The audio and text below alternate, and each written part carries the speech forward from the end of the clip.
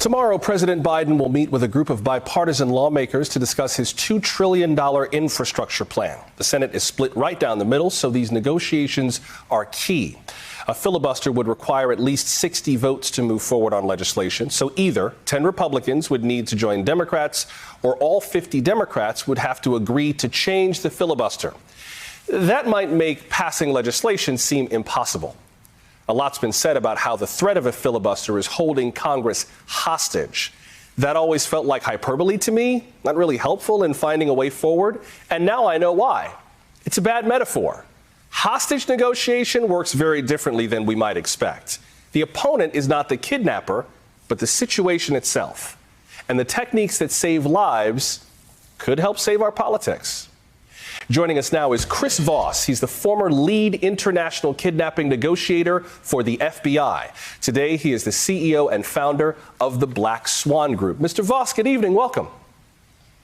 Hey, thank you very much. I'm happy to be here, and I like the analogies that you're using. Good stuff. Well, I watched your masterclass, and as soon as I finished watching it, I was like, I got to book this guy, because what you were talking about in there was fascinating in terms of the techniques that it takes to save lives, and if it can save lives, it might be able to save Congress.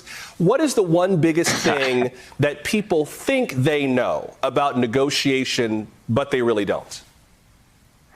Yeah, well, most people look at negotiation as making an argument or explaining your position. You know, Reagan, who was a great communicator, regardless of what side of the political aisle you're on, used to say, if you're explaining, you're losing. So it feels good to explain and make an argument, but it doesn't actually do any good with the other side. There's a concept that you teach called tactical empathy. What is tactical empathy?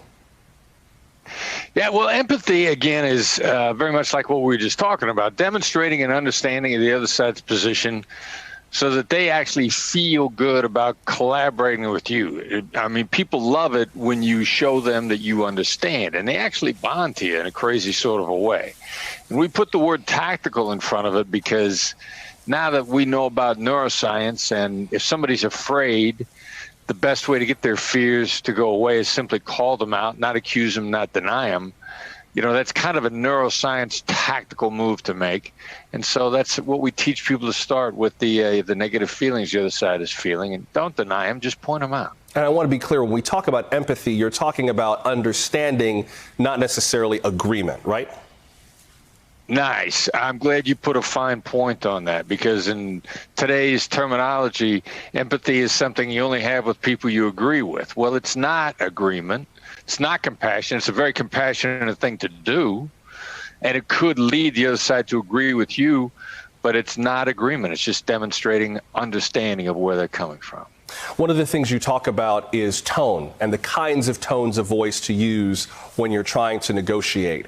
I imagine that those tones are very different than what we saw in a House committee hearing with Dr. Anthony Fauci on Thursday. Here is just one moment from that rather intense hearing. Mr. Chairman, I don't want you to answer my question. The American people want Dr. Fauci to answer the question. What does it have to be? Sir. If you need to respect the chair and shut your mouth.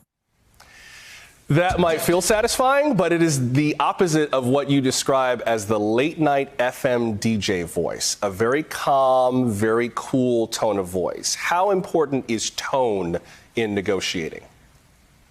Yeah, it's a magic trick. I mean, it's a Jedi mind trick, because your tone of voice impacts the other person's neural circuitry and actually causes chemical changes in their brain. And the late night FM DJ calms people down.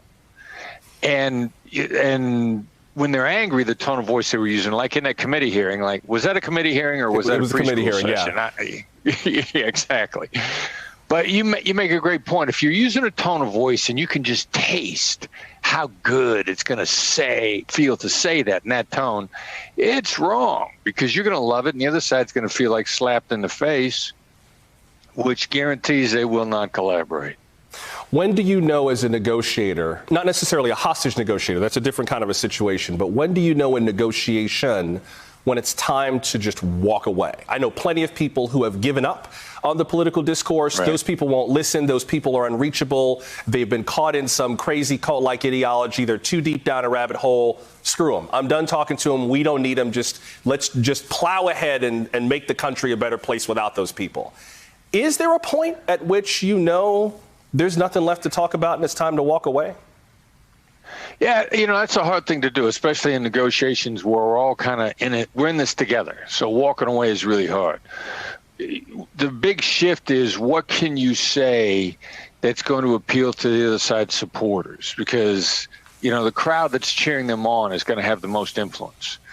And a lot of times the secondary crowd is the most important crowd. So what can you say that'll appeal to the undecided, where the other person doesn't feel as attacked or they don't feel kind of moved, but it makes them think, and it makes them think about what the people that they like, how they're going to react.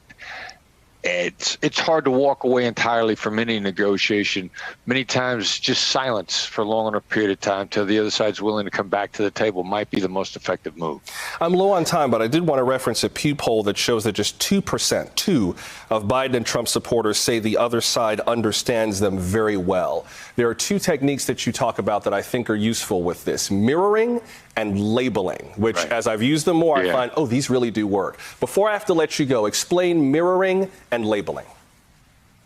Mirroring is just repeating the last 1 to 3 words of what someone has just said. It's ridiculously simple, and it's phenomenally effective. And nobody thinks that it would work, except I find people that really, really want to get into other people will mirror the last 3 words. The last 3 words, yeah. And so labeling is just hanging a label on the dynamic or the emotion you hear from the other side. Sounds like you're upset with me. Sounds like this has hurt you. Those are 2 examples of labels, and they have a tendency to really get through to people really quickly. I really hope that now is a point at which we can begin to rethink the way that we talk to one another. If what we were doing now was working, we wouldn't be in the political morass that we're in. So I think there's a lot of room for us to improve. I appreciate you helping us rethink a few things in the way we talk to one another. Chris Voss, what a pleasure to talk to you. Thank you very much. Hey, thanks for watching our YouTube channel. You should know that you can follow today's top stories and breaking news and catch up on your favorite MSNBC shows all in one place. Download the NBC News app today.